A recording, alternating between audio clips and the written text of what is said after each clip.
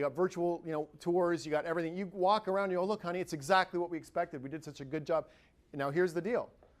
You are selecting online based on your own personal criteria. Some people want to pay this much. Some people want to pay that much. Some people want to pay this much and have that experience. Not many people want to pay this much and have that experience. Correct? Okay. So now let's do another analogy psychologically to online dating. I don't know if you want to admit you do it because your friends probably do it, not you. But with online dating, when you start chatting on that website, is it really a lead yet? When does it become a hot lead?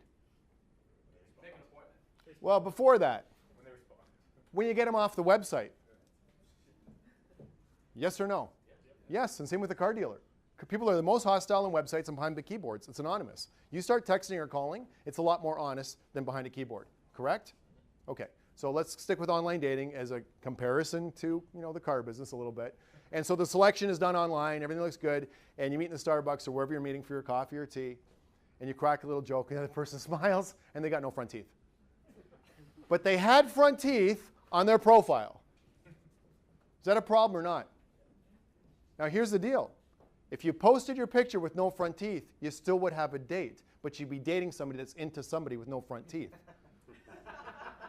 Where the problem comes is when your virtual image doesn't match the reality.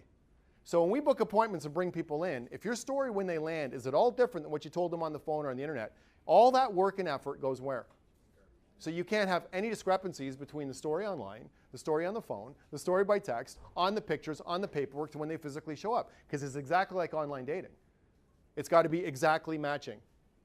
Yes or no? Or you've wasted a ton of what? Time and money. Anyways, just a thought. Next one. Marty.